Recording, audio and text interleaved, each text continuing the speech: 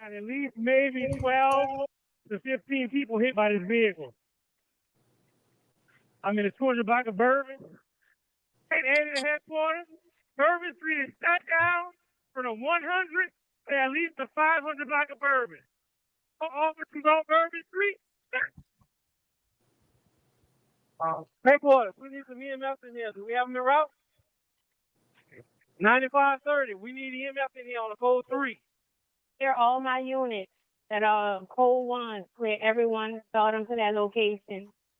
But anyone on that 30 if possible. Bourbon and Iberville, I have at least 6 casualties. I have an officer doing chest compressions on one. I have another white male that's got agonal breathing in the 200. Over 300 officers out here.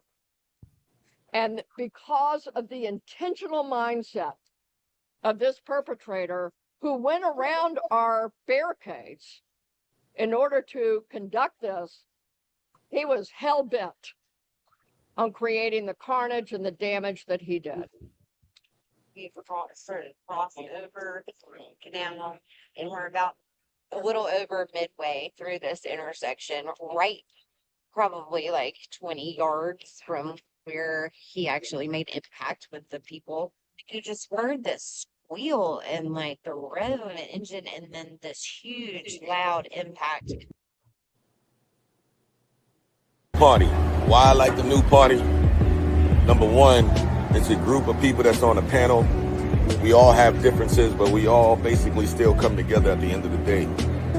The new party for me is about unity. The new party for me is about educating people to the truth, letting people know what's been going on in our country. With that being said, shout out to the new party, man. We're going to keep it going with y'all.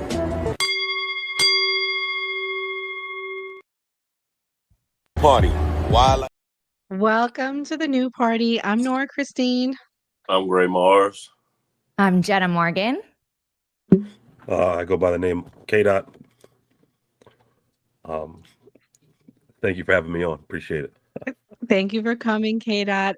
Everyone, Happy New Year's again. This is a special evening. We don't normally live stream on Thursday nights, but we just had to get this show in so we can talk about our predictions and have K-Dot on as a guest. K-Dot, let everybody know where they can find you and what kind of content you create. Right now, I am just on TikTok under the name at K-Dot. If you search it up, I should pop right up.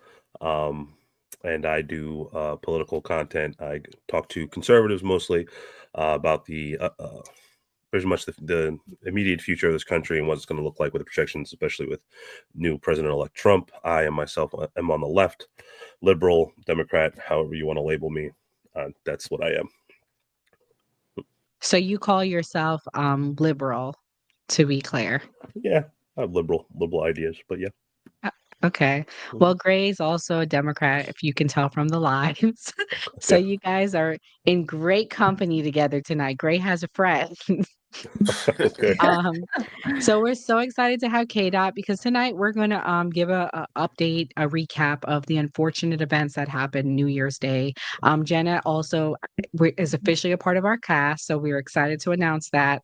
So you will be seeing Jenna every Tuesday evening. She's here for a special event tonight, to touch base.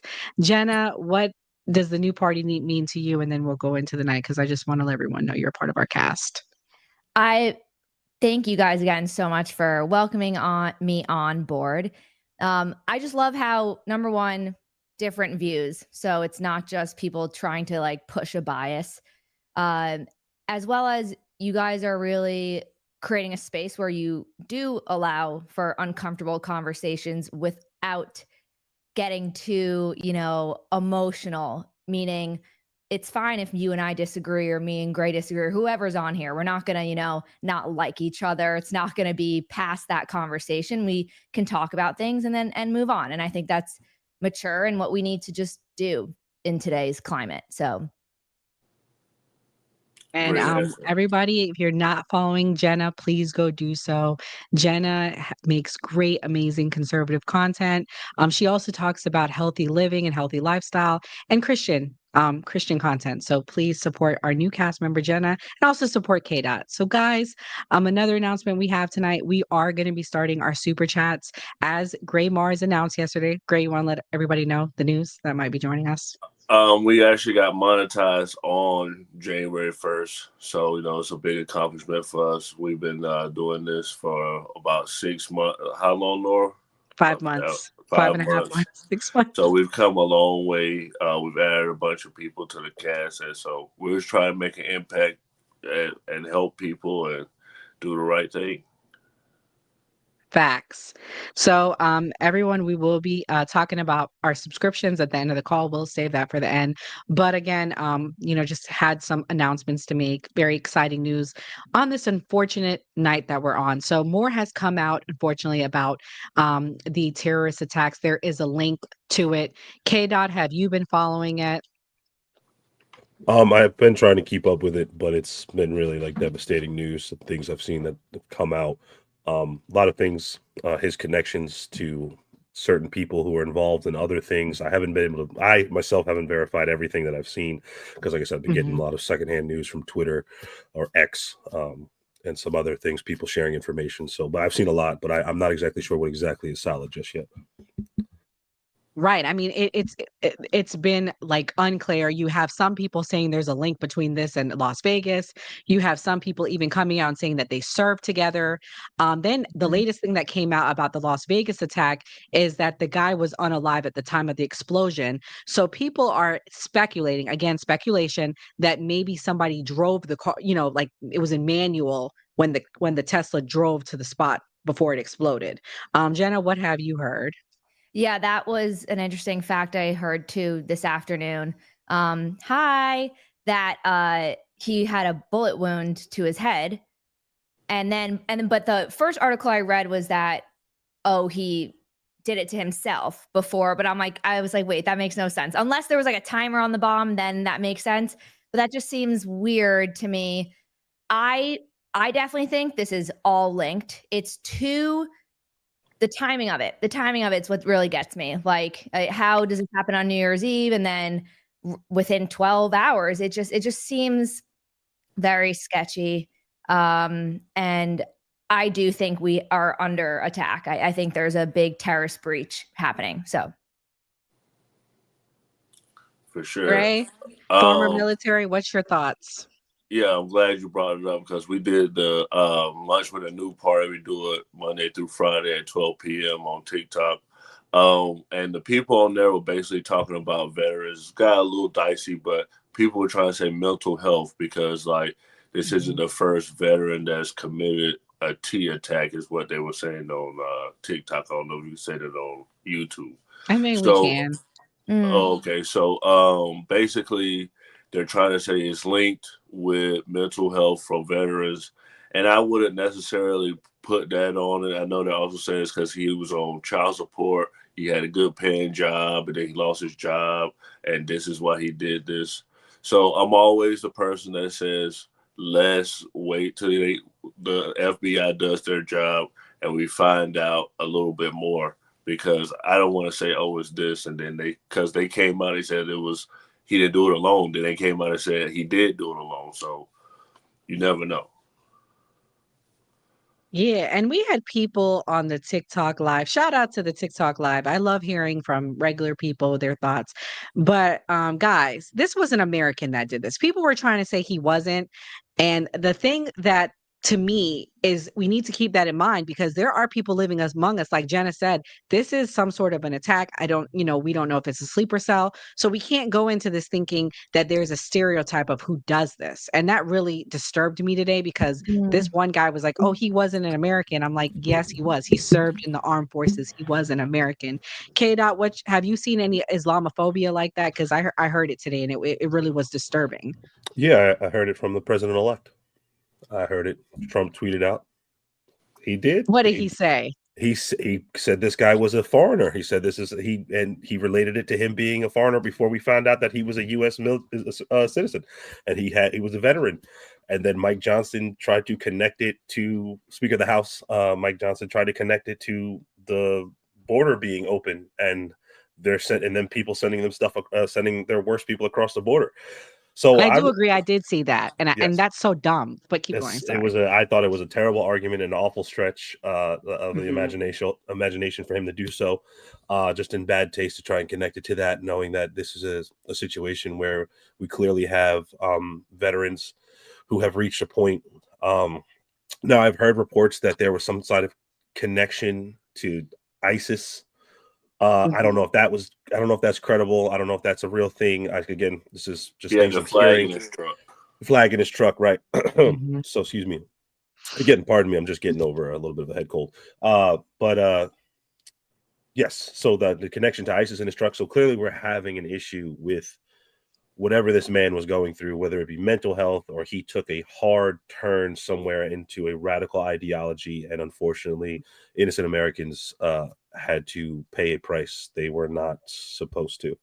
But I think it's super unfortunate. And then people on the internet are going to do what they do. They're going to say what they're going to say. They're going to connect conspiracy theories and all that. You can't really control that.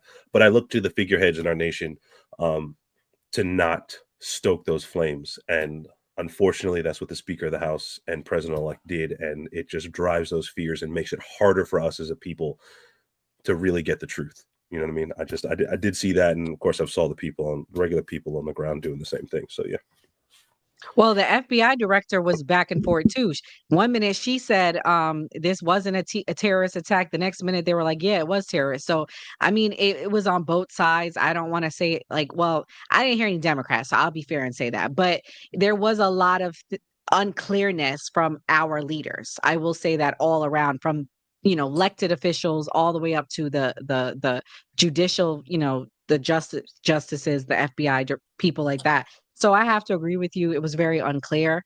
But switching gears here off of that, at the same time, there was protests in New York City literally at the same time. And, this begs the question, are we going to see a rise in anti-Semitism? Let me play the clip and then we can talk about that.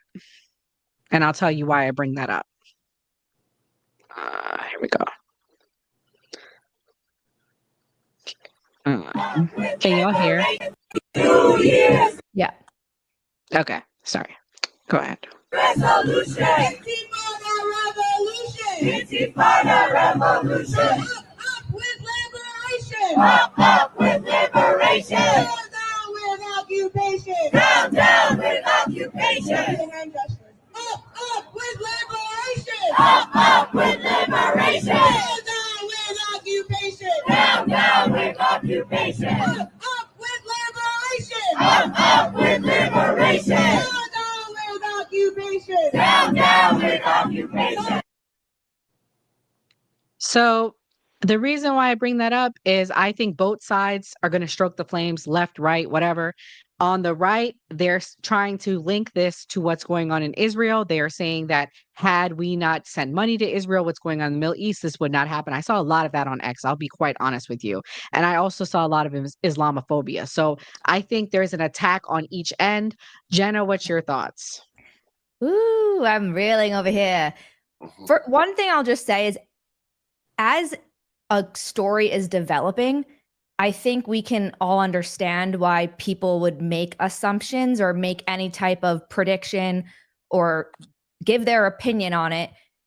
And we can allow for room for that to change within an hour or a day. I think that's okay. So sometimes I think when people are first coming out with their ideas, we crucify them for whatever they're saying, but we're doing the same thing. And so even for us, it's okay if I say something today and then tomorrow I decide, oh, wait, that was actually wrong. I got more information. So I just want to preface that. I think that's important. We're all human. So the next thing I want to add is from what I'm hearing, I think we are undermining this issue tremendously. I don't know if K-Dot knows, I am Jewish. And I try very, very hard to not be biased. I actually study this even more the last 6 months. This is all I kind of do. I read so many books on the Jewish and Palestinian history, the development of the land, and not because I don't want to just be this biased person just because I am Jewish. And I just think at being Jewish, if I were to have been in that crowd, I do live in New York, I've walked by some of these protests, I genuinely have fear. And I'm a very strong woman. I can take a lot, but it's not it's not peaceful. There's something very aggressive behind it. And I just think, again, if you're looking at timing of all these things, that to me is where I see patterns. Just there's it's so close. It's so soon.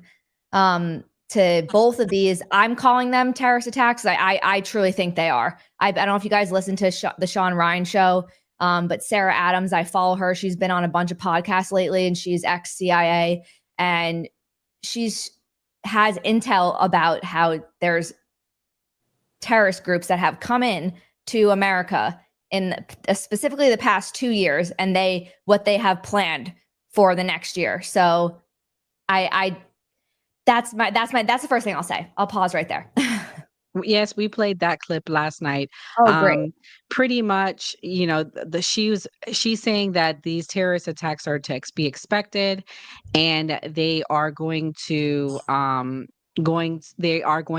more of these T attacks coming up, that this is like a start of like a bigger thing. That's what she was predicting. Gray, what's your thoughts on the anti-Semitism and the Islamophobia on the rise? Because again, fair enough, it's going to be on both sides. I don't think so. I think it's going to be Islamophobia mainly because of 9/11 and just the way America sees things. Because America has interests in Israel. Whether it's Trump or whether it's Biden or whether it's Kamala, they all were going to have interest there regardless. So I think here is going to be more Islamophobia. People, plane crash too today. I don't know if you guys heard that in California. What plane? I'm not sure, I but hear it was that. right. It was right before we got on. My computer's over here somewhere, but I won't be surprised if the conspiracy theorists try to link that. But I do agree with you to an extent that because of what's going on in the Middle East, they probably will say they're doing this because we're helping Israel. I can agree with that. Yeah, it seems like sorry to jump in for one. It just seems like both of those points we're kind of saying the same thing, but the inverse of one another. Right? Like you feel that it's going to be Islamophobia, and I feel that it's going to be pointed anti-Semitism. Obviously, I know that's an obvious statement, but it's just interesting, right? Why do you I think feel? it's on both sides of the coin, though, because we're on the right. We're right. We're more right leaning, Jenna. So we're going to see that. Like, for example, it's all over the internet. They're trying to link I'll be transparent. They're trying to link the Elon Musk ban on anti-Semitism. They're trying to say that the people that are speaking out against it. Have you seen that, K-Dot, on X? Because I know you're on X. They're trying to go deeper, and they're saying it's beyond the whole visa thing. They're saying it's due to anti-Semitism. K-Dot, what's your thoughts? What have you seen on X, and what do you see as the trend going to be the next 6 months in this country? Yeah, what I see on X is just a bunch of hateful people. The Nick Fuentes, the Myron Gaines, all these people who run with the anti-Semitic narrative against the Jewish people, and they swear up and down. They run, they're the Hollywood elites. They run everything, and so them getting muted and demonetized, I could care less. They'll blame it on brown people and Jewish people for the rest of their days when their shoes come untied. You know what I mean? Like that's just who they are. But what I did want to go back to is what Jenna has said about when she walks past the protest in New York and how they feel aggressive and you feel unsafe there. And like, do you take these protests as being anti-Semitic? I wouldn't say all of them. I don't want to also, if I can correct myself, not every time, not every protest have I felt that. There's been different pro-Hamas protests that I have visually seen way more aggression, whether they have actual like they've like fire, or what are those called? Torches. Oh my goodness. They're holding like torches.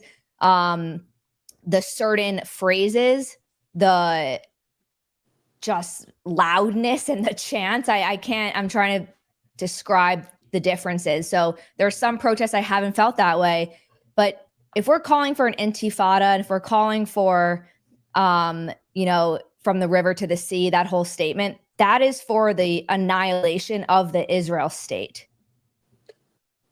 And if Israel were to put their guns down, we wouldn't have an Israel state. We wouldn't have a place for Jews. We wouldn't have Jews. That's the whole point, right? I'm still going extreme. I'm not saying that would happen right away. I'm just saying, but what Israel wants is to have their shared state, which is what was mandated. That's what we're sharing. There's Muslims in Israel right now, currently, that live, and Christians that all live amongst each other. It's not that, you know, Israel is trying to get rid of Palestinians, and also not all Palestinians feel this way. I'm just a preface. I'm just speaking in, you know, the terminology that we're talking in. I'm not putting everyone in one group. Feel free to talk freely.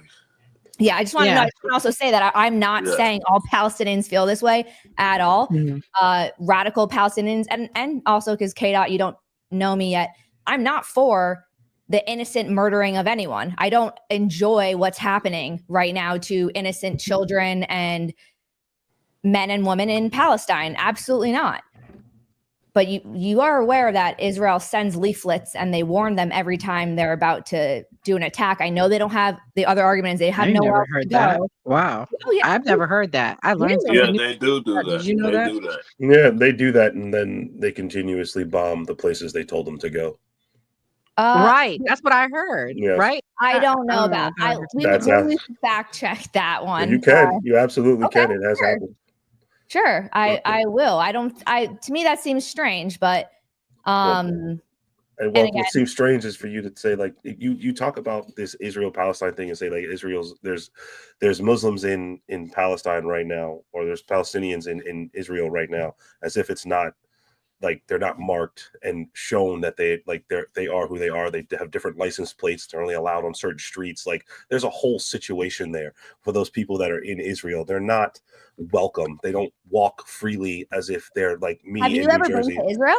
I've seen enough footage. I've been there though, so footage is different than I've seen there. It is different, but what are you going to tell me? The different license plates don't exist, and you're going to tell me that the barricades don't exist, and that the certain streets that they can go down doesn't exist?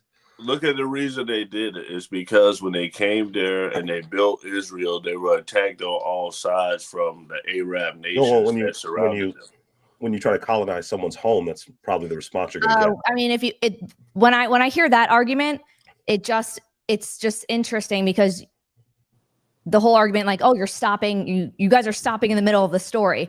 That is the middle of the story. No, it isn't. They were there first. Yes, it is. 3,500 years ago, Israel's. That's where we were.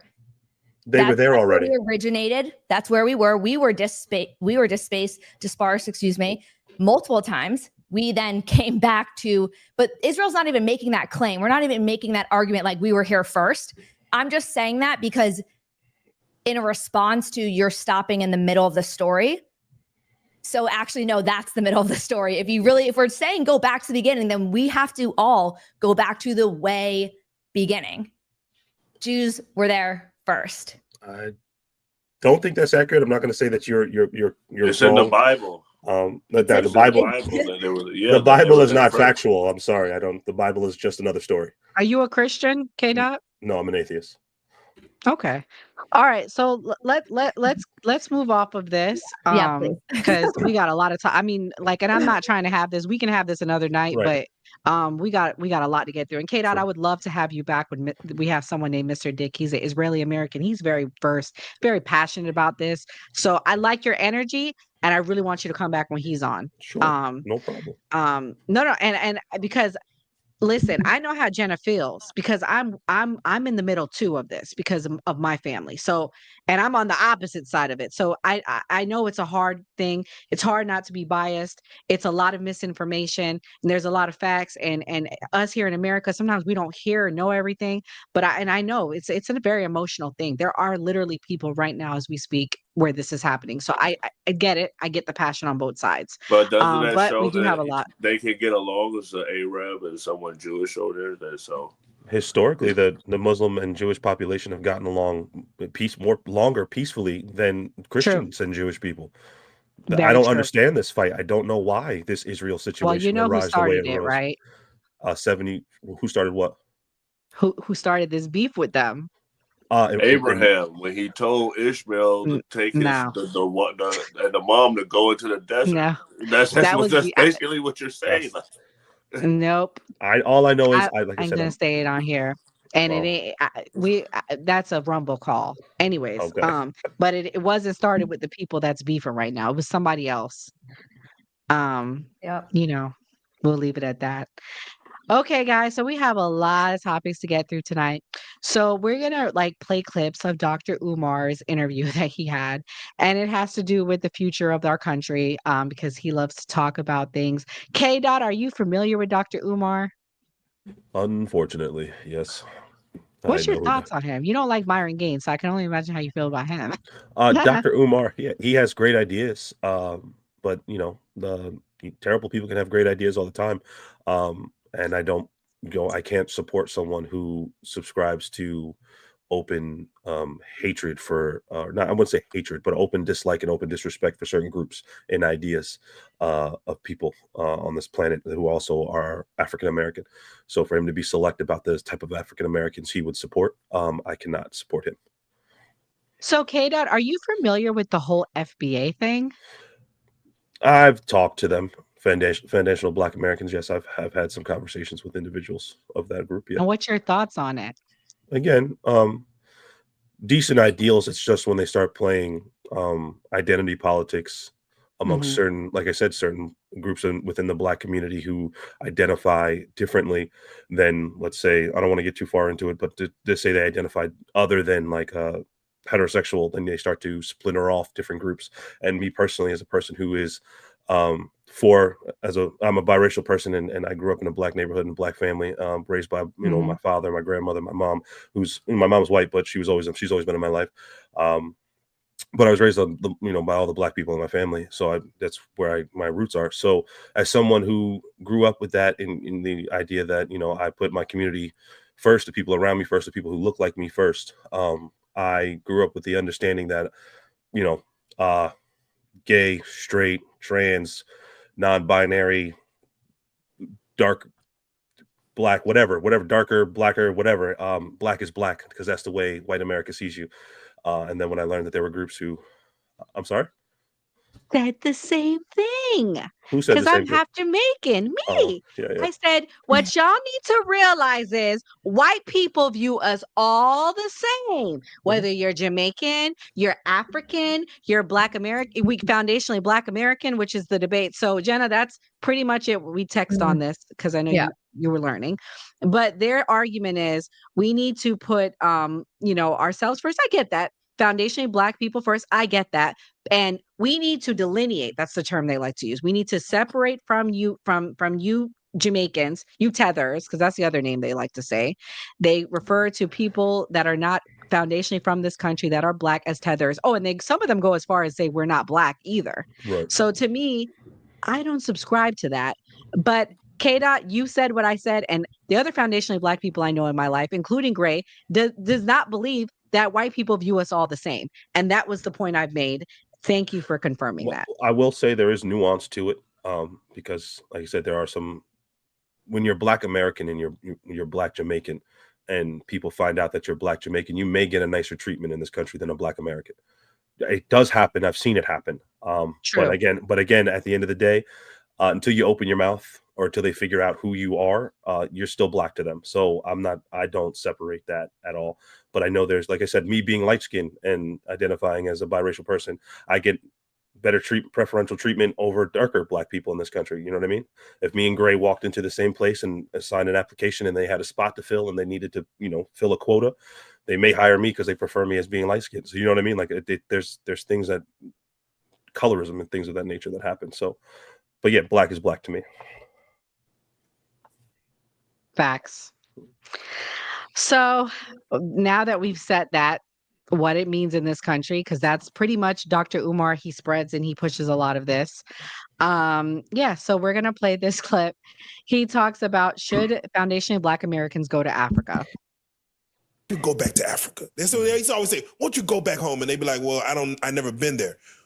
What would you prescribe that every person, Black person of melanated skin, go travel to Africa? And if so, where, based on where you've been? Great question. Would I recommend that every African in the diaspora travel to Africa? I'm glad you said travel, because I thought you were going to say immigrate or relocate. Travel, yes, so you can know who you are and where you come from.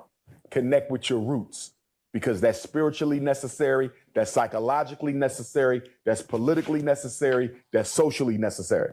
Now, if you would have said immigrate, I would have said no, because as the Right Honorable Marcus Messiah Garvey said, I have no intention of taking all of you back to Africa.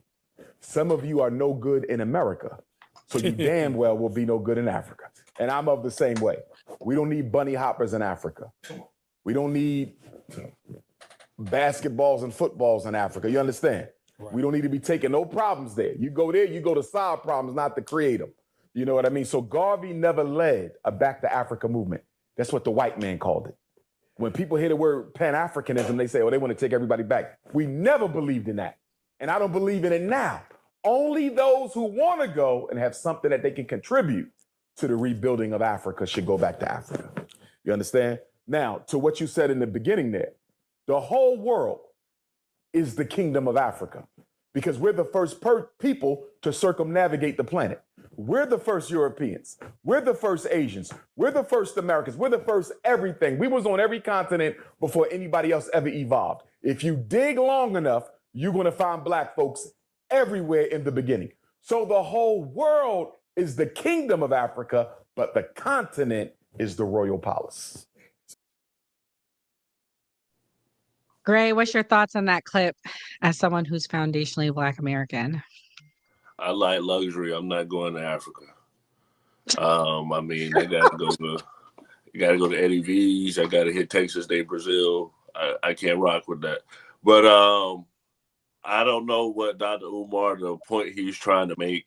To me, like, I'm on the more, hey, I don't relate to Africa. I've been in America. I'm from America.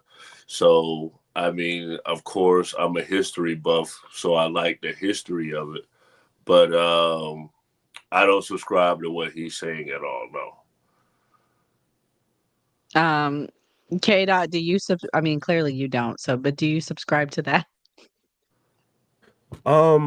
No, I don't think Black people should just start going back to Africa. It's not their culture. It's not their home. It's not their way. Like you'd spend years trying to adapt to a different lifestyle that you know nothing about. You know what I mean?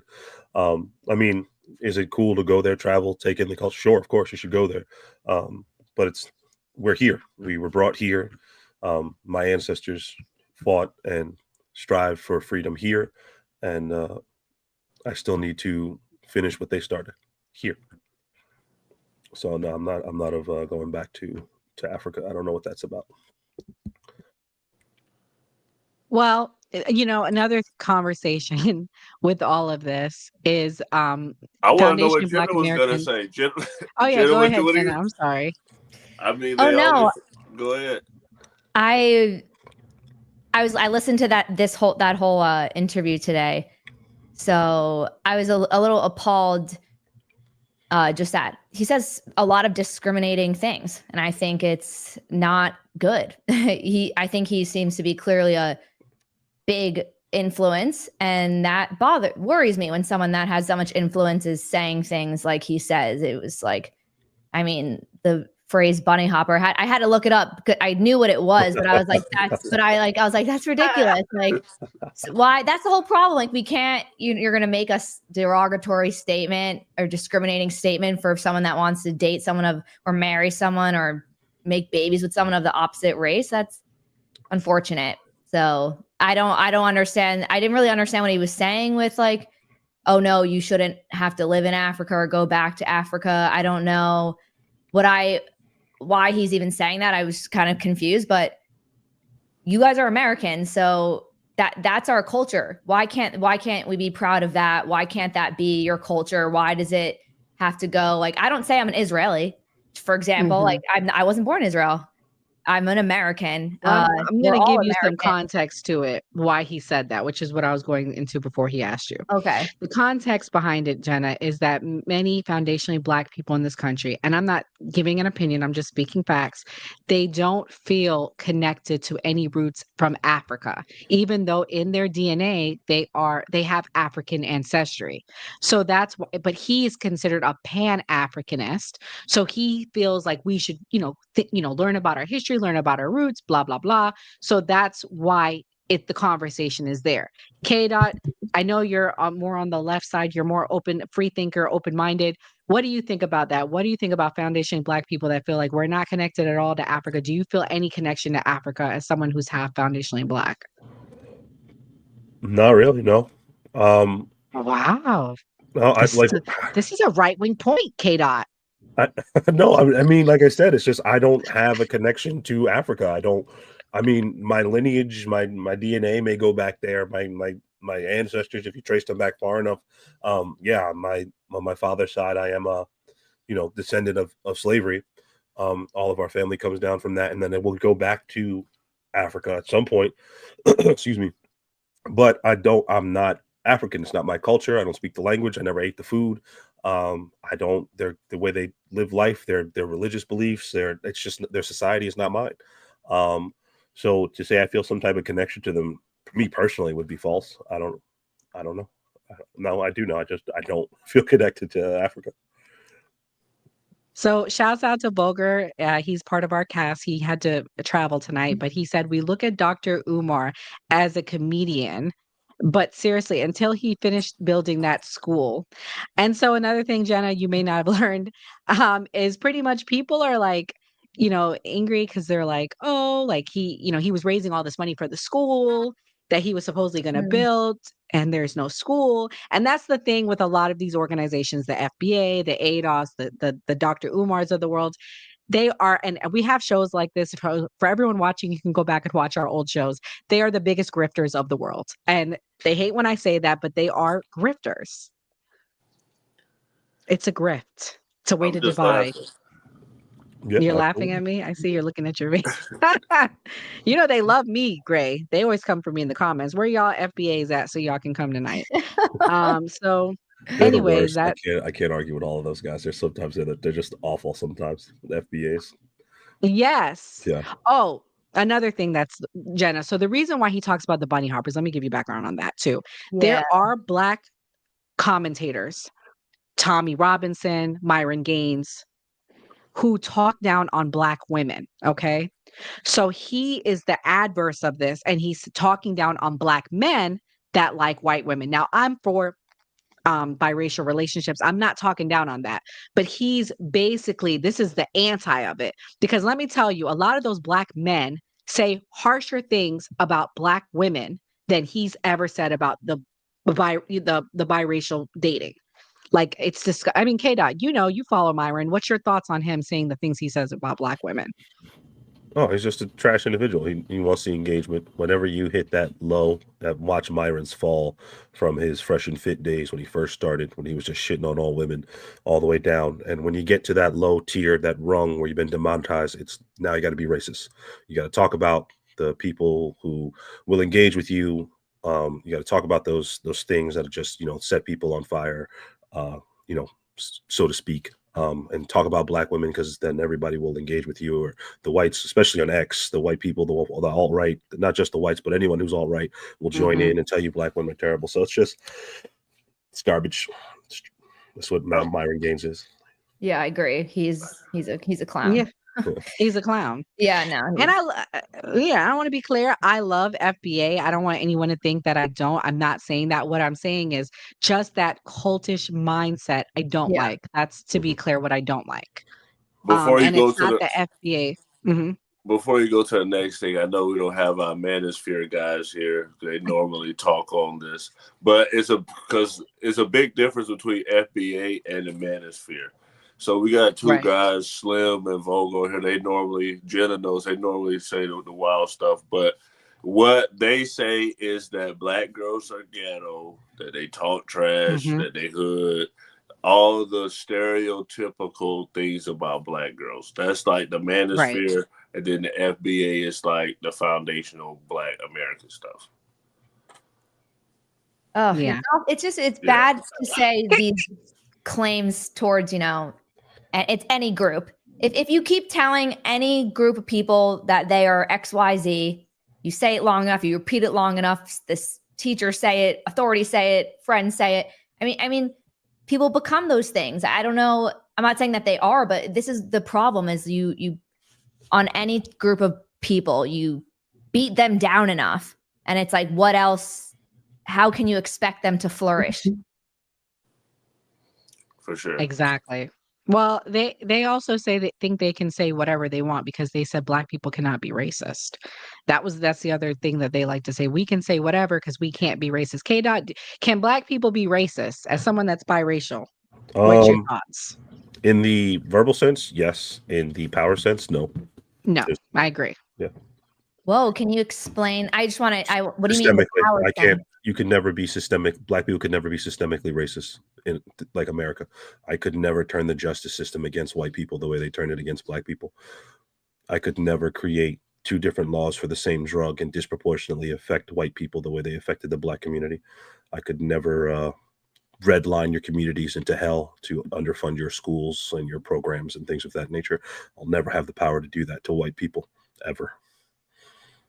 But I could call you out of your name based off the color of your skin. Yeah, sure. What about what happened to Trump in Georgia with Fannie Willis and all that? He broke the law. He deserved that. That's just good eats right there. He deserved that. I don't know what to tell you. That's funny. I like that. Good. I mean, K dot, come on now. It was all black that went after him in Georgia. I don't know about that. He got prosecuted by that. But did he break the law? Oh no. Did he break the law? Listen, you said that you could never you said that they could never prosecute them. I don't know. I don't know. No, Nora, we are not doing that. You will never see. Never. Come on now. I'm messing with you, but I agree with everything K dot said. I mean, that's probably one of the only things we'll agree on, K dot. Verbally, yes. Justice wise or systemically, no. Mm-hmm. Gray, what's your thoughts?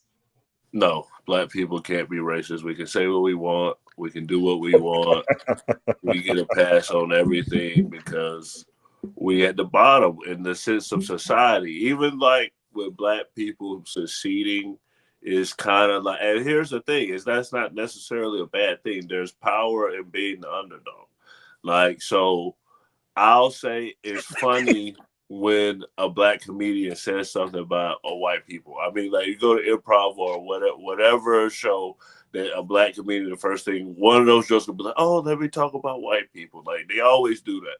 But if a white person did that and said, oh, let me talk about black people, you're going to cringe a little bit. So it's a power in that a little bit, but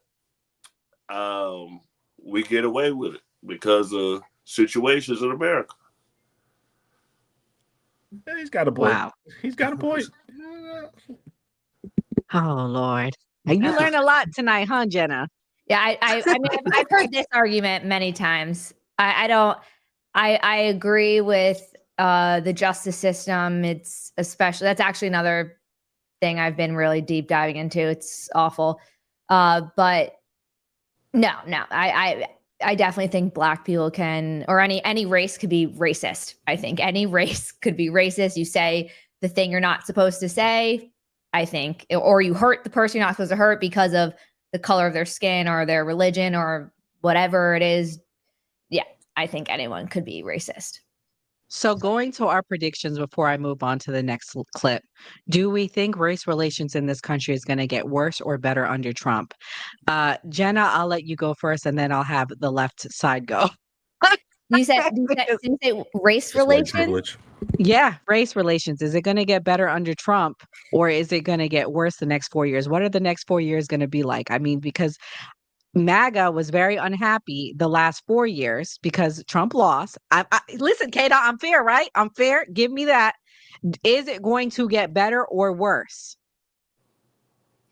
I hope it would get better, but I don't think so. I'm genuinely so locked into this terrorist issue that I think it's gonna just create, all this is creating more of a divide because what is terrorism? It's mass racism, right? In a way, mass discrimination, hating a country or a group of people so much you want to completely get rid of them.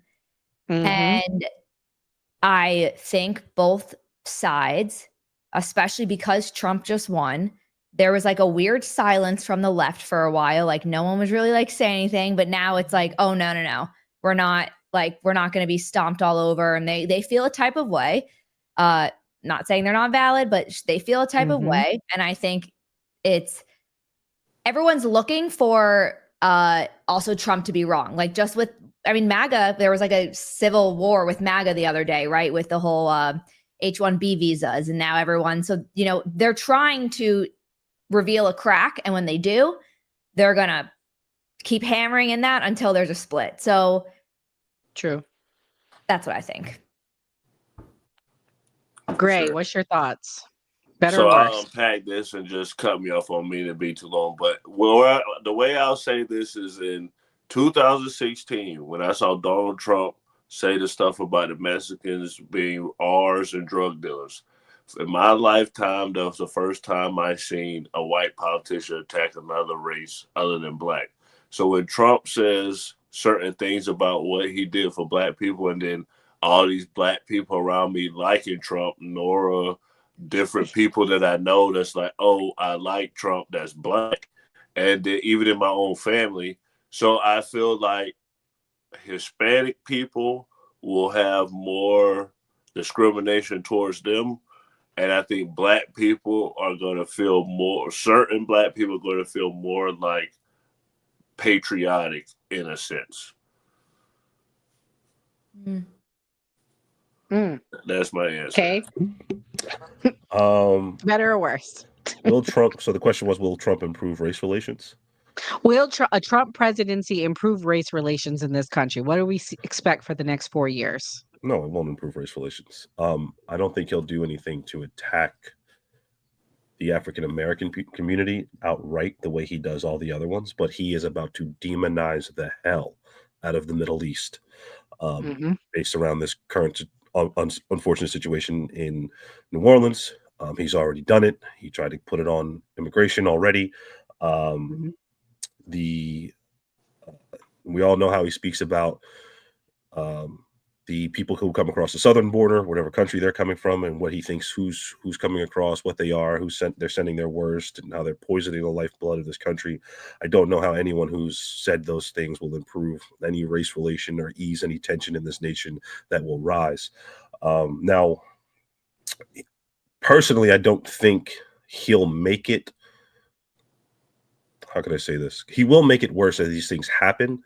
But if he's lucky enough that things don't happen, they won't get worse. So whatever it is right now, as long as whatever is going on right now, if things continue to happen, like underneath his presidency, you had the BLM riots, excuse me, I'm trying to think of all of the situations that happened underneath him, dating back from the Floyd situation, and how he just made that worse, and he just didn't know how to talk to people.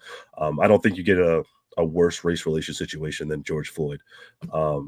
So no, I don't think he'll make anything better. But if he happens to skate through the next 4 years without anything like that happening, I don't think he'll go out of his way to target anybody other than the southern border, the people that he already targets. But I don't think, but him targeting them doesn't make race relations worse with us as a people. that's already on the right. That they're white people on the southern border, or whoever's on the right, them and the race relations between who comes across the southern border. That's always going to be what it is because it's been that way for decades. But good luck. I mean, God help us all if we get if something else happens. Oh gosh. K-Dot, come on, the future is bright. All right, this brings me into our next topic, where Dr. Umar compares the Black Panther as a preview to what's to come in America. Let me play the clip and I'll explain after. Yo, that movie, I almost walked out. And I'm sitting next to my godson. I'm like, what is this? I wouldn't take my kids to see this. This is an insult. And now they're working on part 3. With Denzel. And I love Denzel, but he ain't got no control over what the script gonna be, you feel me? So I hope Ryan Coogler do a 360 or something, because right now, I couldn't show that to my children. Remember now, that's the first superhero movie that will be viewed by every African child in the world. Every black child on the planet saw Black Panther. And look at the messages they got from it. Look at the messages. Completely toxic. Black Panther 2, look at the messages. And as far as I'm concerned, Black Panther 2, to me, was a prophetic message to Black America that we're about to wash out the black with the brown. Black Panther 2 was a preview of the migrant crisis. We should have went against the white superhero. That's what we should have did. Should have been. That'd have been a better move. That black versus brown, I ain't like that theme. But I do think it was a forerunner to the migrant crisis. What did they do in New York? What did they do in Chicago? They washed out black people with the migrants. That's exactly what they did with the underwater people in Black Panther 2. Washed us right the hell out. What do you think about them making Bucky the black?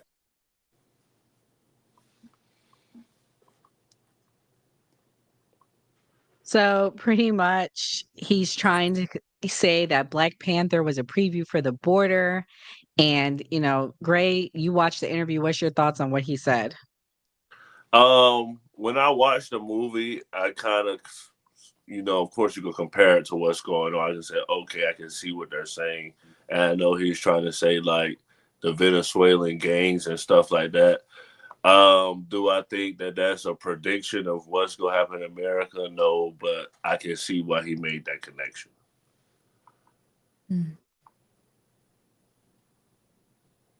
K-Dot. It's a movie, dog. It's a grift. He's grifting. There's no migrant invasion coming for the black community. They're not taking our jobs. They're not taking our place here. There's nothing. It's not happening, dog. We're still the population that we've always been, and we're making great strides in this nation. Still got a ways to go because of some things I believe that still tend to hold us back and need to be corrected from the history of this country. But my fight is not with the people coming across the border.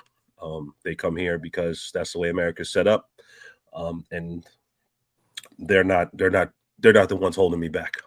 Black Panther is just a kid's movie, and if you got migrant replacement theory from it, I think you're looking a little too hard into the movie. So what's holding you? What do you think is holding black people back in this country, K-Dot? Oh, we need our 40 acres of a mule. You owe me reparations. Oh, yeah. He doesn't support reparations, right? Did you see that clip? Who, Umar? Yeah. Oh yeah. I listen. Umar could support anything because I did dislike Umar so much.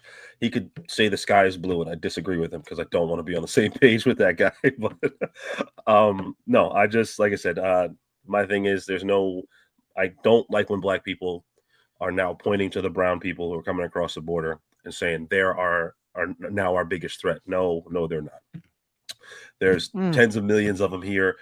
They've been here for generations, and it has not slowed our progress down one bit. I have not seen one Mexican person come to power, one Venezuelan come to power and just decimate a black community.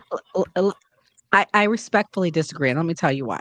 Here in Florida, if you do not speak Spanish, you ain't getting a job sometimes.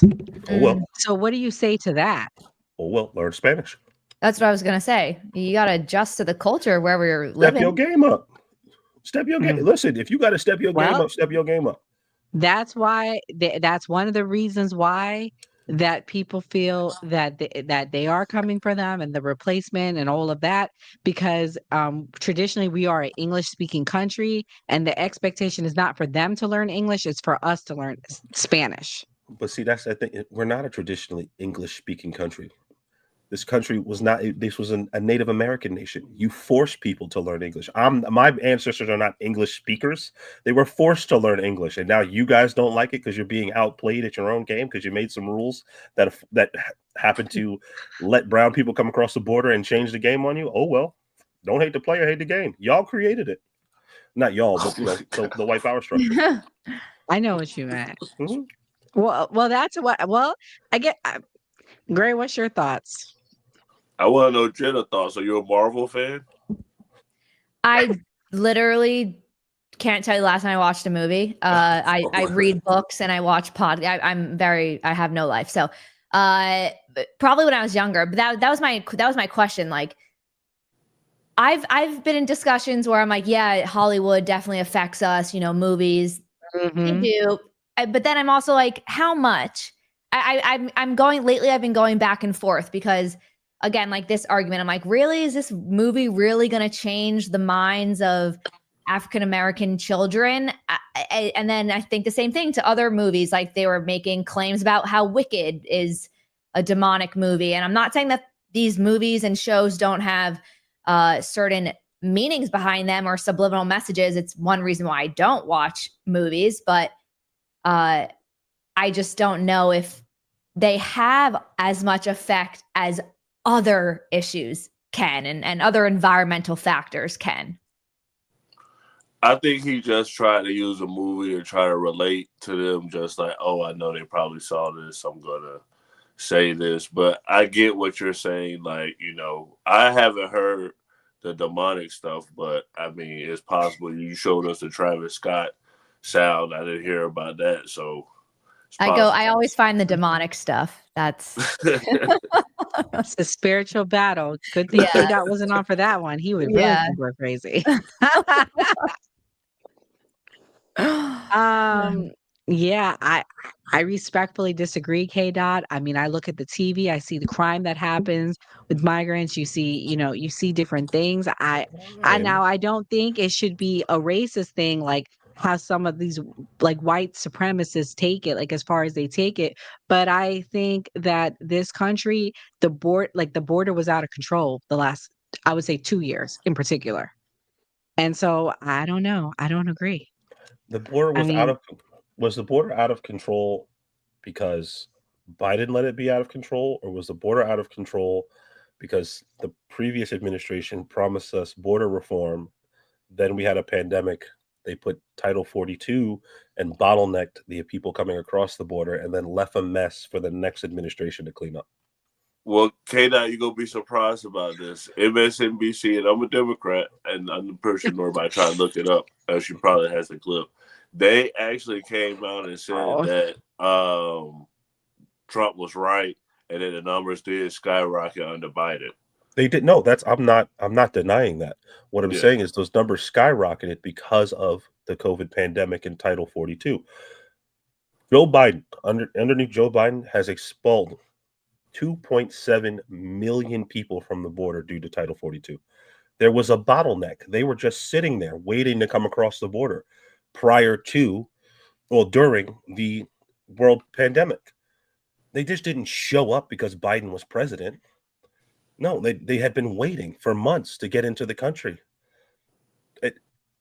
It's just, these numbers you're absolutely right. But if you look at these numbers, and if you blow that picture up and you see when did Trump leaves office in 2021, look at the spike the whole year prior. From 2020 to 2021, there's a historic spike again while he took over from office in 2019. I think it was like an earthquake or something. Some natural disaster happened in like 2019 to 2020 that caused mass migration.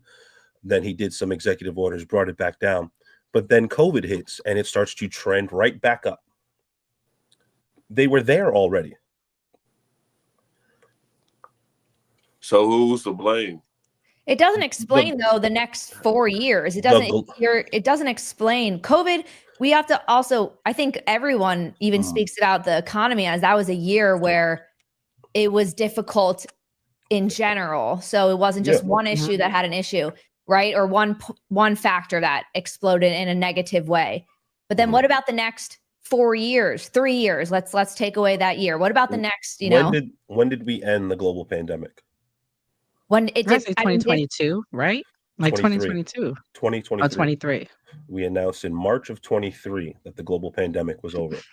That means for roughly 4 years, there were people in other parts of the world who were being crushed by the global pandemic and the shipping issues. Were they though? Were they really being crushed?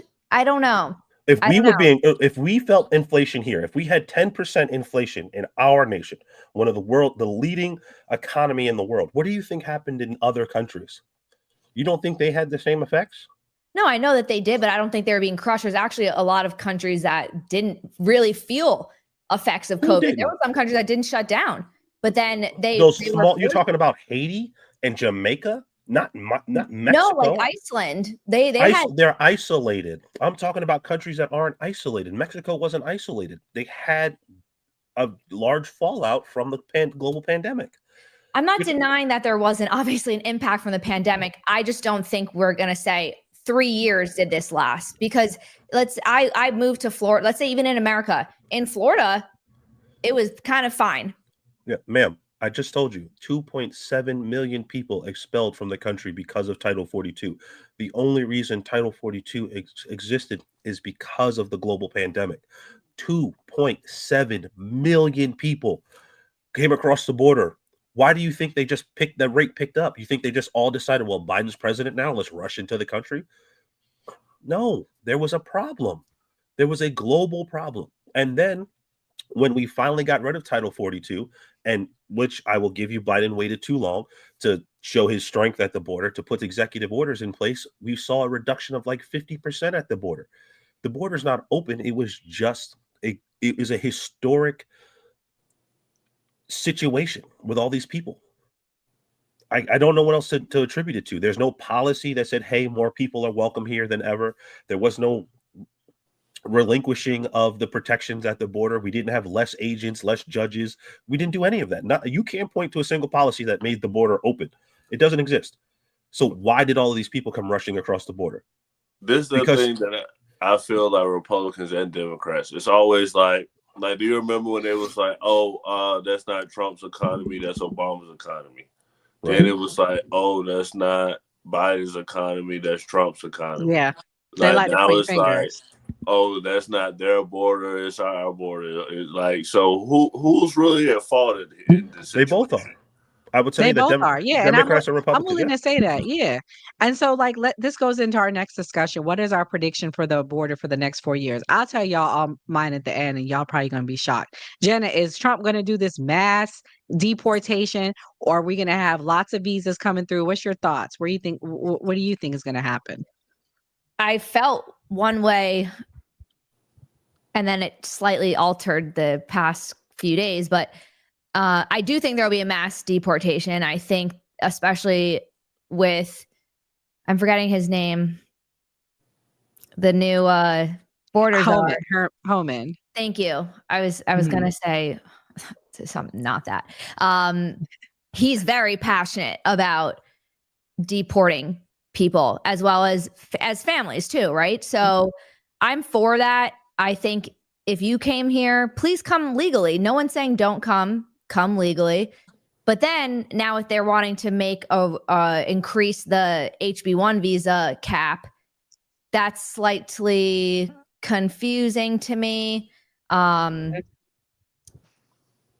So right now, I think there will be a mass deportation, but my opinion subject to change as more things are coming out.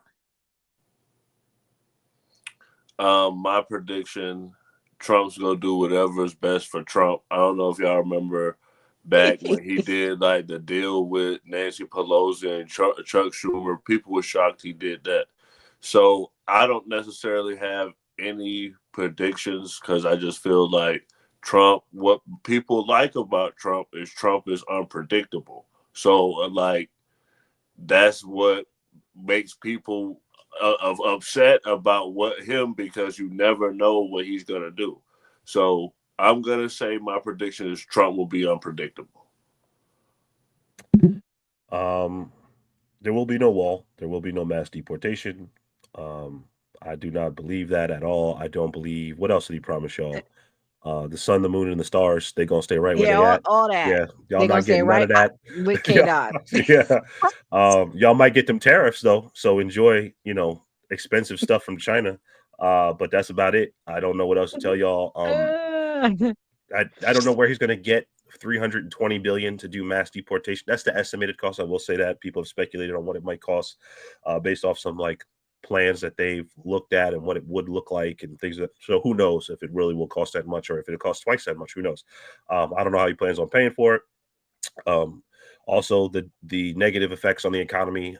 Those red states who depend on the labor from immigrant workers who come there, ripping out their labor force will do them no favors. So I don't know what people are so excited for to do this mass deportation. I don't know. Also, I think it's very un-American and kind of violates the 14th Amendment and other things of that nature when you start mass deportating people who came here legally, and then start targeting them. Why you shake your head?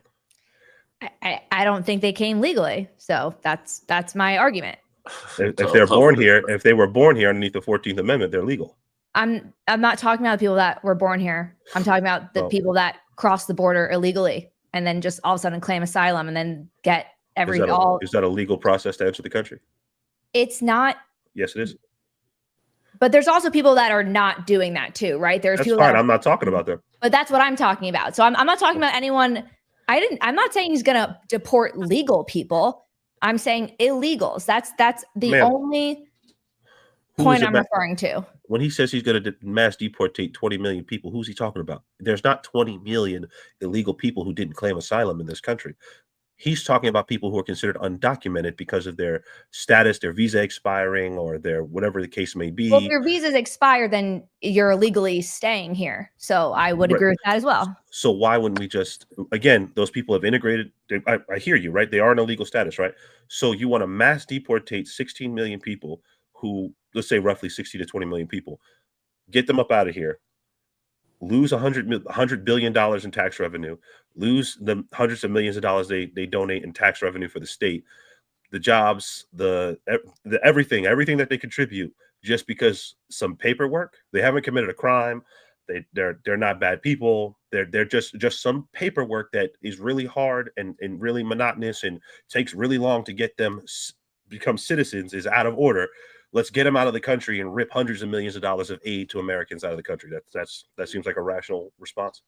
Yeah, I think that I know people that have done this paperwork. There's people that do this. There's people that go through the process legally.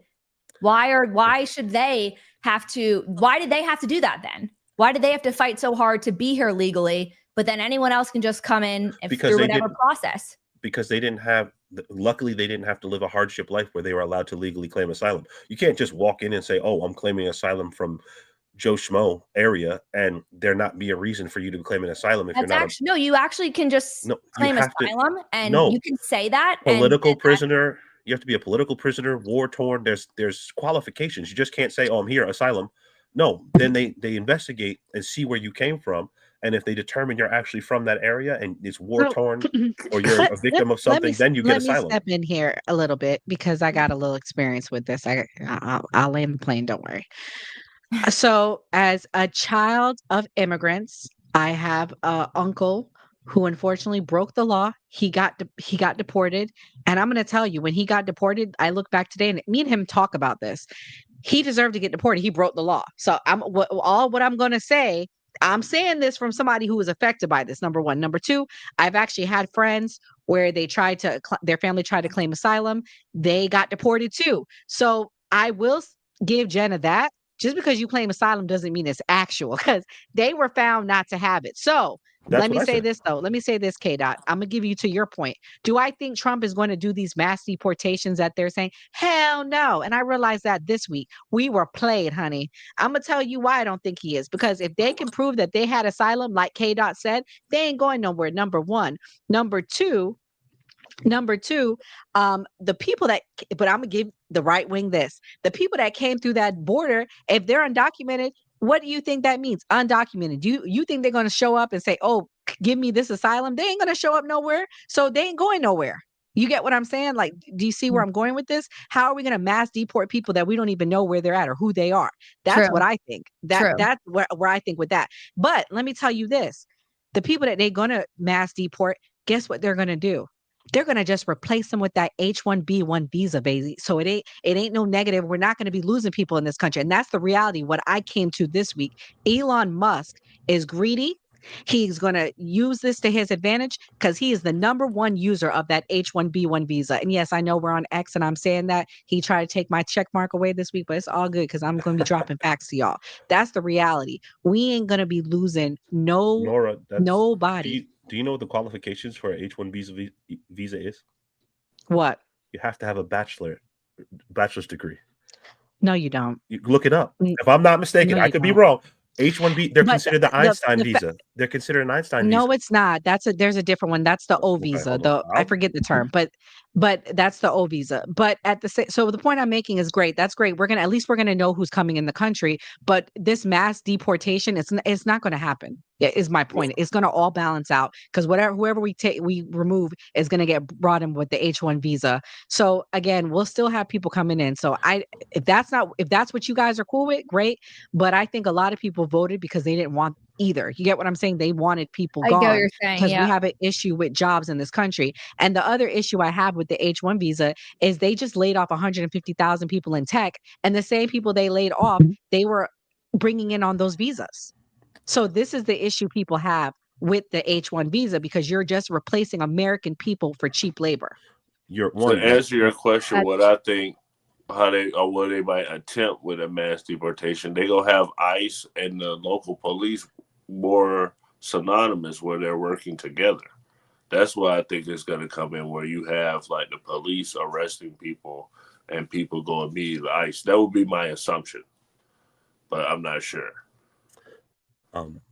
Just to be clear, like the H-1B visas, I did look them up here again, just to be sure. You must have a job offer from a U.S. employer for a specialty occupation that requires a bachelor's degree or higher.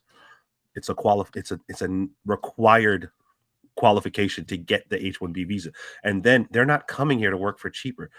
Indian Americans, they're like the highest earners in this country. No, that's actually they make a lot of money, but they will hire an H-1B visa candidate for up to $75,000 less a year than an American person. They're still out earning. They're still out earning Americans. I'm not saying that they're not wealthy jobs and they're not a good income job, but let's say instead of making $175,000 a year, they'll make 100 or 125. Okay. So it is. But yes, it's not a bad job at all by any means, of course. I just wanted to be clear. They're not, when you do mass deportation, you're not talking about H-1B visa guys. You're talking about your 48% of your. And I know that, but K-Dot, what I'm saying is what they promised they're not delivering on, because when he ran, he didn't promise that. He ran on saying, I'm not going to increase H-1B visas. I don't like it. We should look at the program. Now he's saying, well, we need to bring lots of people in and like backtracking. And again, I don't regret voting for Trump. I want to be clear. I'm proud of voting for Trump. I did the best decision that I thought. I thought Kamala was garbage, and sorry to offend you, but that's how I felt. And I think 77 million other people can agree. So again, but the reality is, folks, I'm level setting for our fans. It ain't going to happen. So when it doesn't happen, don't be disappointed. We ain't doing no mass deportations. Get over it. Well, I like it. How is, never mind. I don't want to, we'll go. Okay. I know you got a lot, something to say, but this next clip was a clip that Gray wanted me to play. Dr. Umar talks about the museums.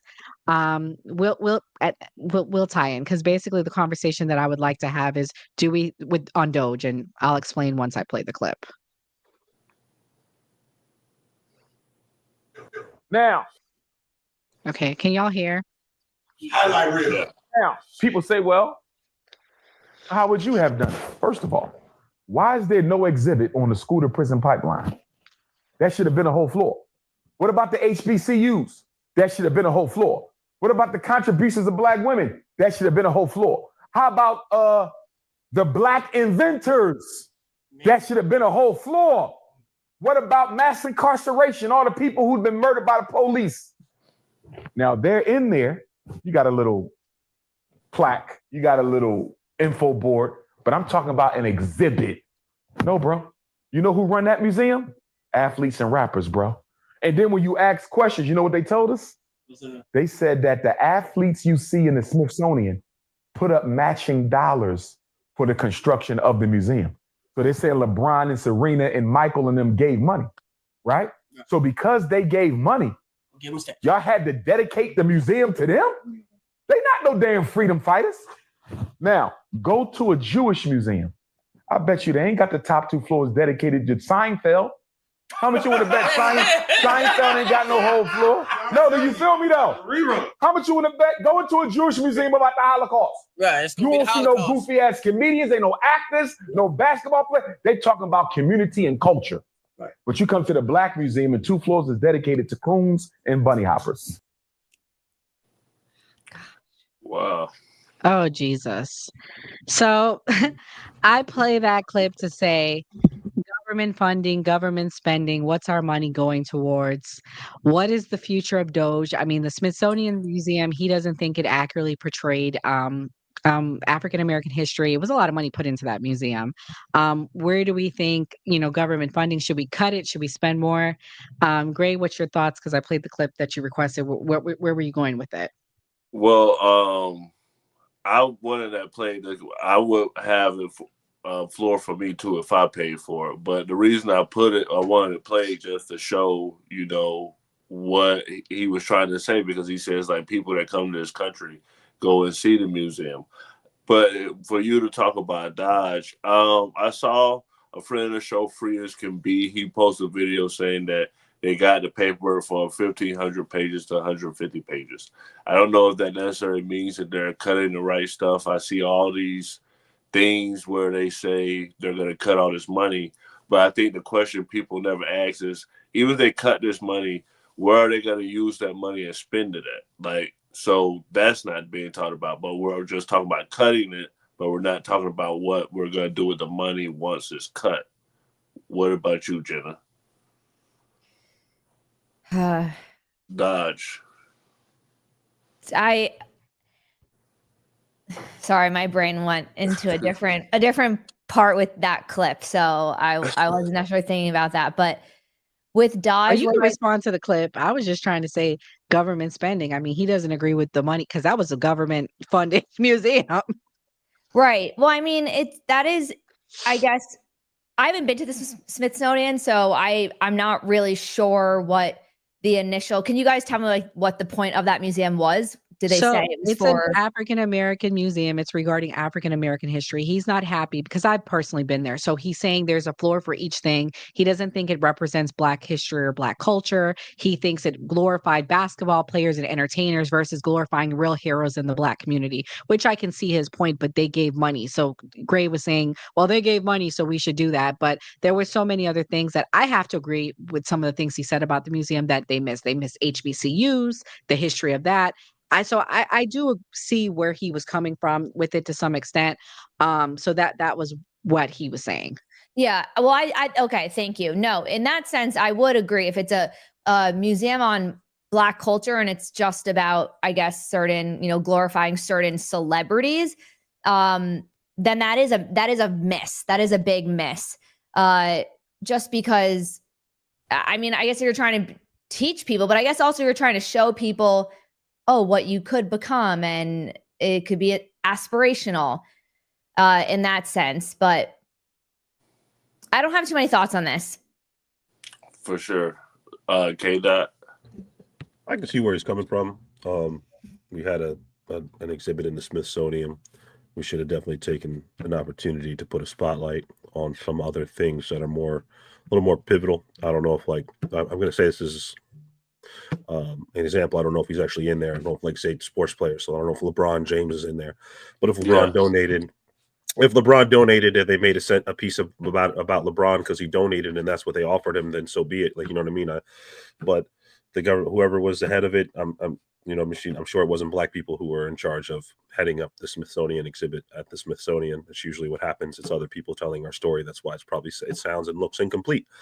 So the next time the government wants to be more efficient with how money is spent on telling the story of black people in this country, they should probably hire more black people. But then you guys would cry and say that's DEI. So it's a lose-lose for black Americans. I don't know what to tell you. I wouldn't cry and say that. I would say that makes sense. About that. No, I wouldn't. I wouldn't say that about that. Oh Lord. Oh Lord. Oh Lord. I'm glad we can laugh. Yeah. I don't know if you wanted me to get into the second part about the government efficiency though. Yeah, let me know your thoughts on that, Kate. Let's go into predictions on that. What's your predictions? Are they going to cut it? And to answer Gray's question, I would like to say if we do cut the money, it's a good thing because we don't want to raise the debt ceiling. So that would be the reason why we would want to cut it, because they say that the debt ceiling is connected to inflation. So the more spending the government does, the higher the cost of things go. So that, to answer your question, the money wouldn't be spent. It would be paying off our debt to China. Yeah. Yeah, I mean, if you could cut this spending and put it to the debt and but manage inflation, I guess. But at the same time, it's just like inflation's already at 2.4, 2.7%. If you cut the spending, okay, are you going to invest in Americans? What are you going to do? Like, you're complaining that our education's the worst. You're complaining that our veterans are homeless. You're complaining that there's homeless on the street. All these things that take a social approach, but it's a bunch of people in charge right now who don't like social programs. So if you're talking about cutting all this spending and hoarding all this cash and paying back China, is that putting America first? Yeah, because we're lowering the debt ceiling. We can't keep raising it. What does that do? What does that do for you if everything's already back to normal? Your inflation is back to normal. Your interest rates are falling. Your economy's stable. Interest rates are 7% still, 7%. It's going to take time for them to come down. I know they're high. I'm not saying they aren't, but they're coming down. So paying back China isn't going to make your interest rates go down. It's just not. That's not going to happen. That's not connected to the Federal Reserve. Like, you know what I mean? So what is hoarding all this money from cutting all these government programs going to do? It's going to have a negative effect first. I mean, if we're honest, the only ones he's talked about cutting flat out is Department of Education, which is a whole conversation and what that does. But okay, let's say you cut that and you save $1 billion. I don't know how much the Department of Education actually gets, but you say $1 billion. Where are you putting $1 billion? Great. Take $500 million, get homeless people off the street, because we clearly have a homeless problem. Or are you going to spend it on the migrant crisis? You got to figure out what you're going to do with it. That's where I'm at. Okay, you want to get rid of all this government overspending. Okay, I see what you're saying. I see we put money into things. Where are you going to spend it, and how are you going to make America great again? I have no plans. He has no plans for that. I have no concepts from him. It sounds like more well wishes and fairy dust to me. I don't know. Well wishes and fairy dust. Yeah. Oh Lord. Wow.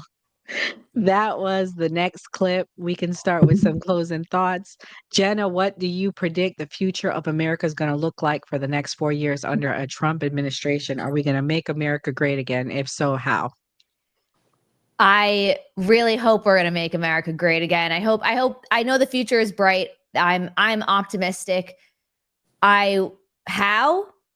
I think by really getting, to me, I'm locked in on the terrorism thing. I'm sorry. I think there's the more I'm reading about it and hearing from other CIA, FBI people that have been in this game, it kind of terrifies me. That is, I think, our biggest crisis, along with cyber attacks. And I don't think we're aware. You know, we're talking about other issues that are not as, to me, as urgent. I'm not saying they're not important.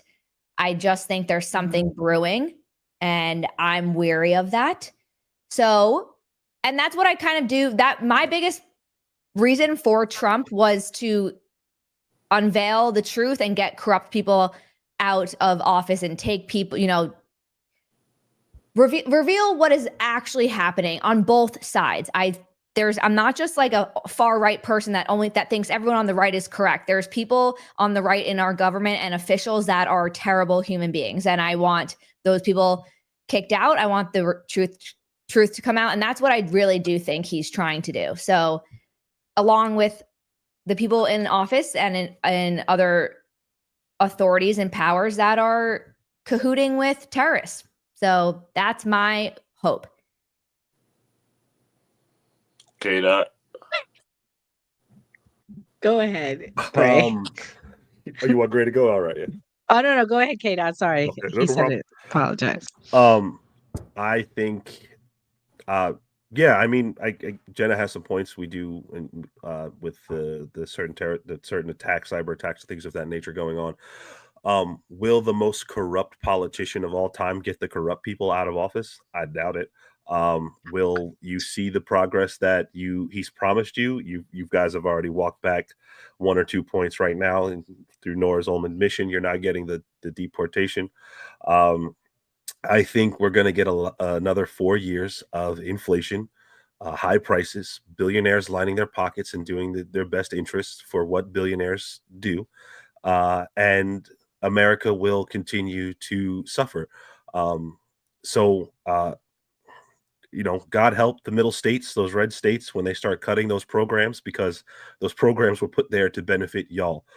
Department of Education is put there to benefit poor red states. They take taxes from blue states to fund your schools, and when they give kids school choice, and you can't afford to take your kid to where all the taxes are being funneled to and the school that the state chooses to fund, you're going to suffer because your big red pickup can't drive 20 miles across state to the next school.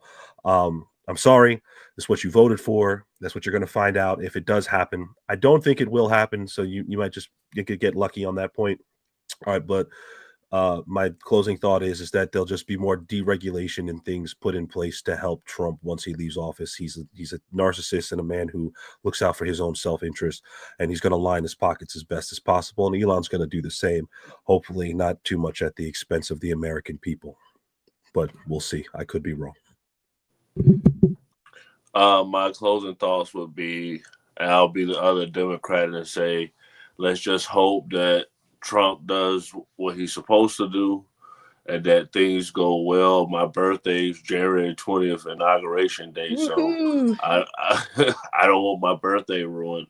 So, I mean, I'm going to hope for the best. I mean, Trump was in there before, so we survived. I hope it goes well this time.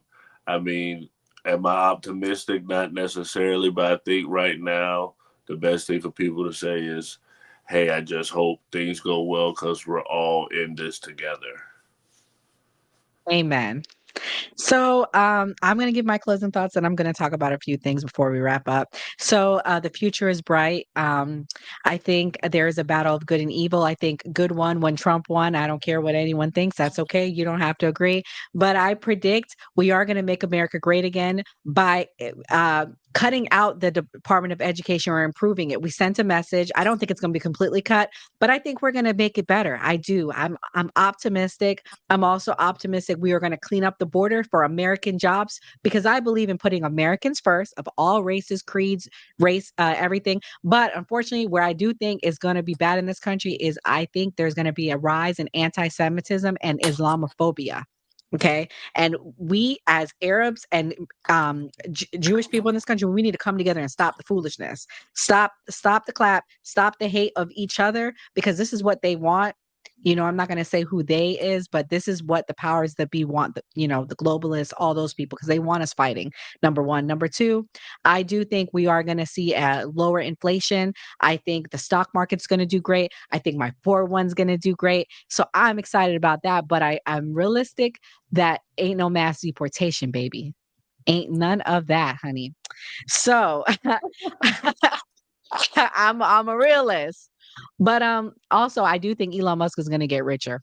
So let me talk about the announcement that we made before we went. So for everyone that's been rocking with us, thank you so much for supporting us the last 6 months. Thank you to the new party cast, Jay, Volger, Gray, now Jenna, 85 Slim, D White. Thank you so much. But we are going to be offering memberships. And shouts out to all the fans and haters we have out there, all of those that have an issue with the things we talk about. This membership is for you, okay? So people have emailed and said they want to come on and be a guest. K-Dot is an influencer. He's a guest because he's an influencer. But everybody else that would like to be a guest, you got to pay to play, okay? We offering some memberships. The senator membership will be offering. We will be giving loyalty badges, member-only chat, and early access to new videos, as well as members-only shorts. So we will be guaranteeing that once you become a member. And then the governor. Okay, if you want to get on the show, we are going to be having a members only live stream once a month. We also will be selecting one person in random drawing to be a guest on the new party. We had someone on last night. They were the first guest we had that asked to be on, that was a fan. It was very interesting to say the least. Please go back and watch the video. So if y'all are interested in being a guest that, we don't invite you on, that's how you can become one. So we appreciate you for supporting us. We are also offering super chats, so we won't be putting up every message like we normally do due to that. But I want to end by thanking those that supporting us, including K-Dot. K-Dot, how was your experience on the new party? And let everybody know where they can find you. I had a good time. It was a great conversation, so I appreciate you guys inviting me on. Thank you so much. It's the first time I've been invited onto another person's platform since I started doing the influencer thing on TikTok. It's kind of blown up overnight for me, so to speak, over the past 2-3 months. I've the followers, the base, everything. So again, thank you guys for that and bringing me on and sharing your platform. But yeah, so I'd love to come back anytime you want to have me. Please feel free to invite me. I enjoy talking to you guys at your topics. Being able to dive into some other things would be great if you ever do another panel. And again, like I said, you can always find me at on TikTok at Old Man K. That's me. I'm just an old guy who likes politics. And I go live on there Thursday through Friday, 8 p.m. Eastern Standard Time. So please feel free to request up and come talk to me about whatever topics we have going on at hand at that time. So I look forward to it. And again, thank you. Are you going to live stream tonight? It's 9:30 now. I'm not feeling that hot. I'm probably going to take the night off. I will be back tomorrow. Okay. I did cancel. I did tell all of my base that I wasn't going live tonight because I was going to be here. But I will be live tomorrow night at 8 p.m. Thank you, K-Dot, for coming. Thank you, Jenna, for joining the cast. Thank you. Absolutely. Sure. Everyone go follow Jenna as well. We will be partnering with Jenna again. So this is Jenna's handle. It's up there, but I'll make it a little bit bigger for everyone watching. Gray, close us out. Thank you guys for watching. We have a lot more to come. And like we say on the new party, always vote. Always vote. God bless everyone.